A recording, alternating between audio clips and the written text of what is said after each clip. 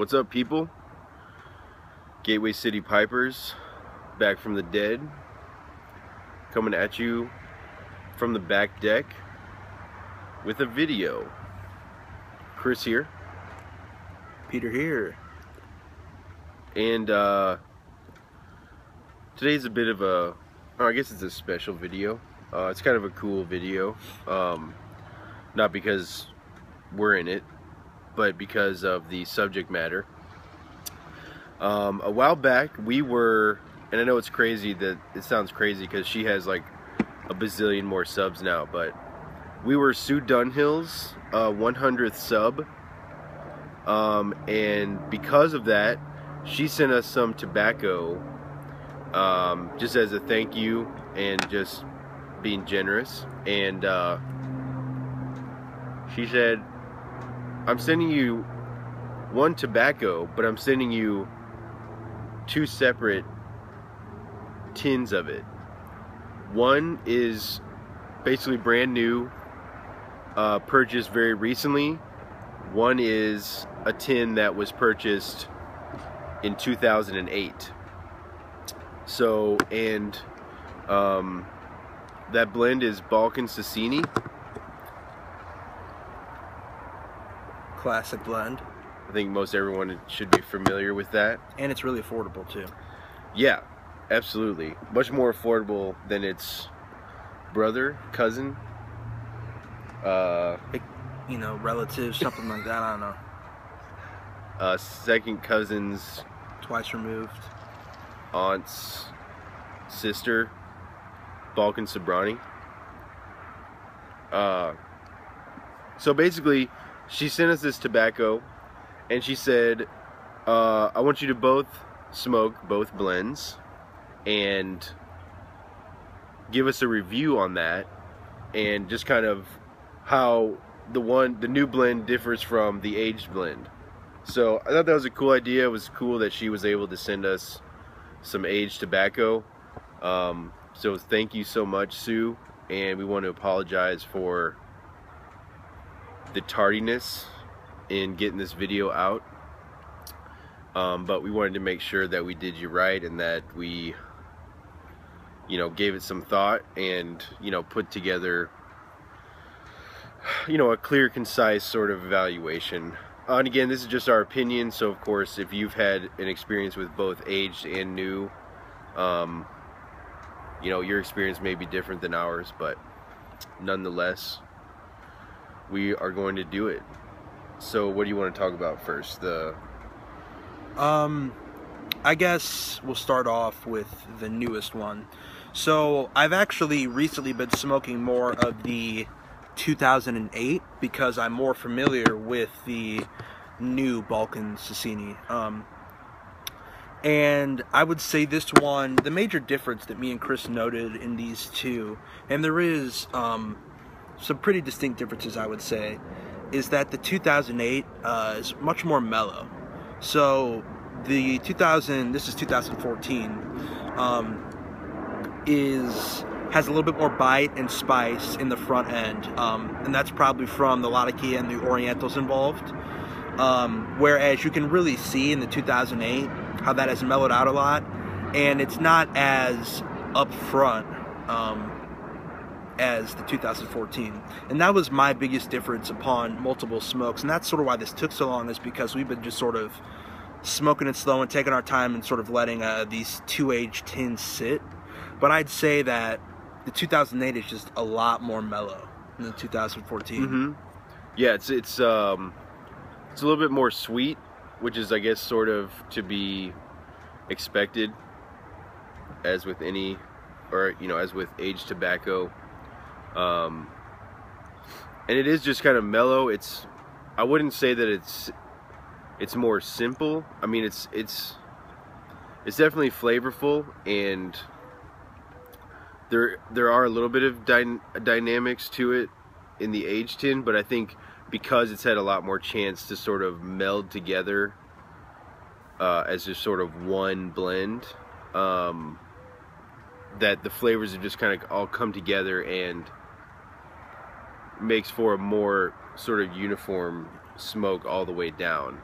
Whereas with the unaged, it's a little bit more dynamic. You get, you know, hits of this, hits of that.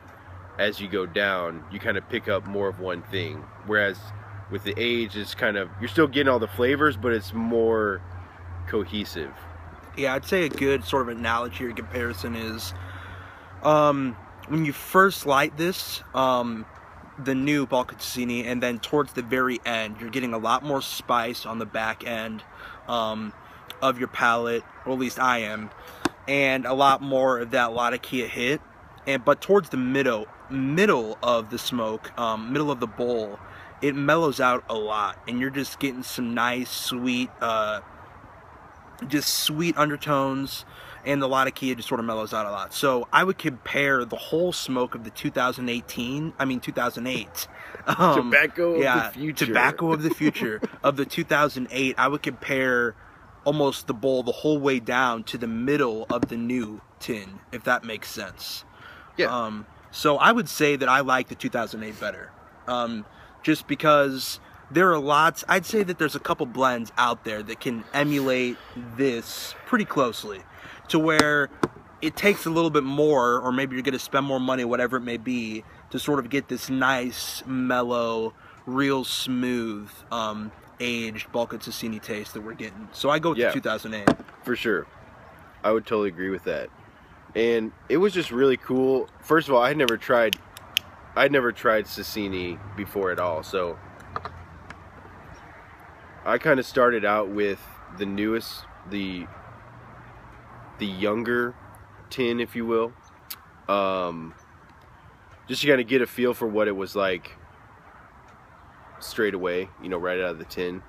But yeah, it becomes something all of its own when it's aged like this. And it was cool to smoke them sort of side by side, if you will, you know, having an aged and a new tin sort of right there together.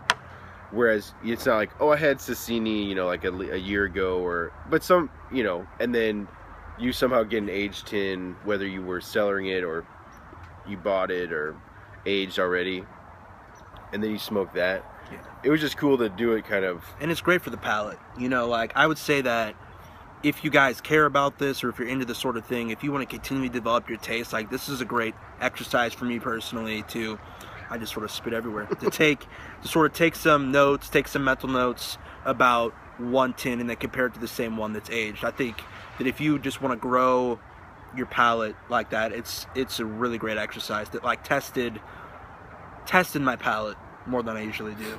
Yeah, absolutely. Because obviously it's the exact same components in the exact same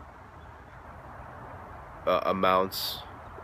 So yeah, just to have basically the only difference, the only variable being age, was very cool and a good experience for me, being sort of still in my infancy of pipe smoking and stuff like that. And just one quick side note before we wrap up, this was in a sealed tin. Like, I just the other day put this in a mason jar, so there's not even that difference. Like, this wasn't opened in 2008 and then put into a mason jar. It was opened, I probably opened it at the very beginning of 2015, and then maybe a couple weeks later put it in this jar. So we're comparing it to cracking 2 new sealed tins, if you guys care.